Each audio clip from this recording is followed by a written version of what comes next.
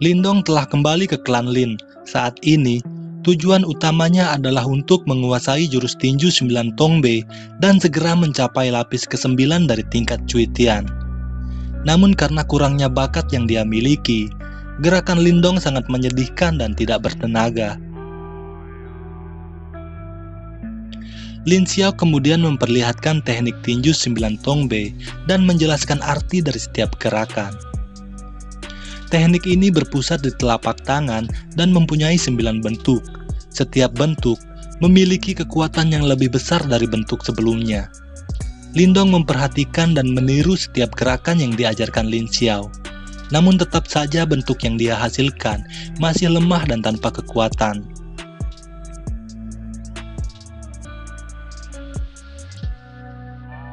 Lin Xiao mengingatkan Lindong untuk tidak bertarung sebelum menguasai 9 bentuk teknik tinju 9 Tongbe.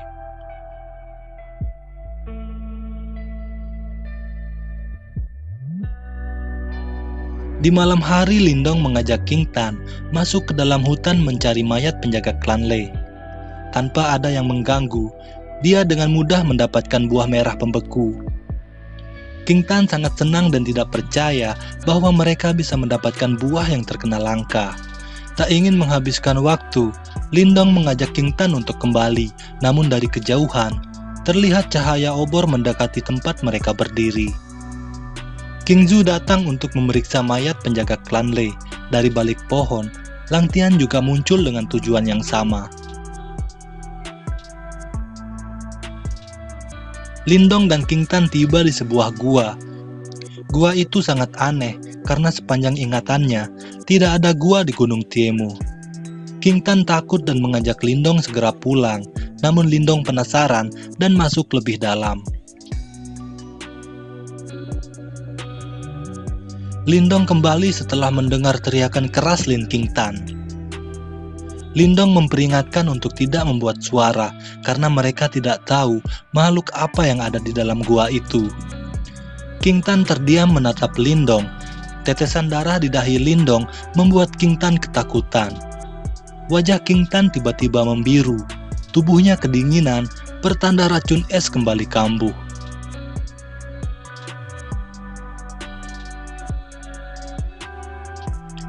Lindong berusaha menenangkan King Tan. Dia menyuruh King Tan menggigit tangannya dan menghisap darah yang keluar. Lindong berharap darahnya bisa menghangatkan tubuh King Tan dan menekan racun es agar menghilang. Darah yang menetes dari jari Lindong terjatuh ke lantai gua. Tiba-tiba, gua itu berguncang dengan sangat keras. Lindong dan King Tan berlari mencari jalan keluar, namun mereka terjatuh ke dalam danau. Darah keluar dari jari Lindong tanpa henti, namun Lindong tidak memperdulikannya. Tanpa dia sadari, sebuah benda misterius di dasar danau menyerap semua darah dan mulai mengeluarkan cahaya. Lindong membuka mata dan tiba di tempat yang sangat aneh. Tempat itu dikelilingi kegelapan yang amat pekat, hingga cahaya pun tidak mampu menembusnya. Lindong melihat seseorang yang mirip dengan dirinya. Lindong terkejut melihat gerakan orang itu. Gerakannya mirip dengan teknik tinju 9 Tongbe, namun lebih sempurna dan lebih kuat. Lindong mencoba meniru gerakan orang itu dan semakin terkejut. Dia bisa melakukan setiap gerakan dengan sempurna, dan setiap pukulan yang dilepaskan berisi kekuatan yang sangat dahsyat. Di tempat aneh ini, Lindong akhirnya menguasai teknik tinju yang tidak pernah bisa dipelajarinya. Seberkas cahaya yang sangat terang muncul dan membawa Lindong keluar dari tempat itu. Guru Yan tersentak dari semedinya dan bergegas mengamati pilar cahaya.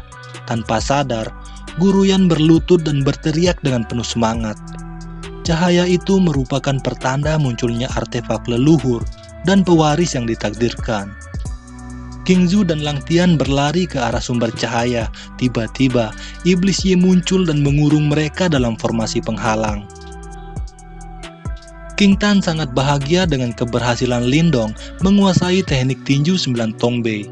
Meskipun tidak berada di tempat misterius itu, King Tan bisa melihat setiap gerakan yang dilakukan Lindong. Lindong kemudian meminta King Tan untuk merahasiakan kejadian ini. Lindong dan King Tan berjalan keluar dari hutan. Tiba-tiba, Lei Li bersama para penjaga muncul dan menghentikan mereka. Lei Li segera memerintahkan para penjaga untuk menangkap Lin King Tan. Lindong mengibaskan tangannya dan energi Yuan yang sangat kuat menyapu para penjaga. Lindong tidak berhenti dan melepaskan energi Yuan dengan tinjunya. Lei Li yang masih terkejut hampir gagal menghindari serangan Lindong.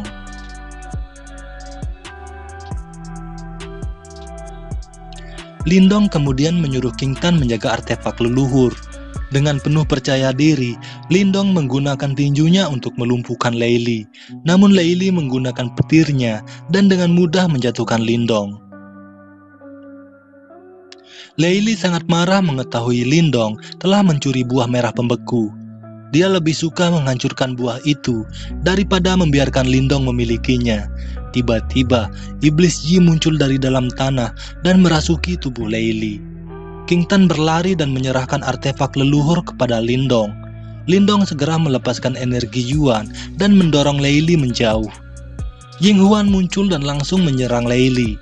Tanpa membuang waktu, Lindong dan King Tan segera melarikan diri.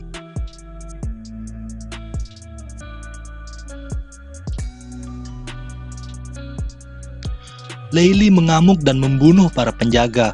Iblis Yi langsung menyerap energi Yuan mereka. Ying Huan terkejut melihat perubahan Iblis Yi. Tanpa ragu, dia segera berbalik dan melarikan diri.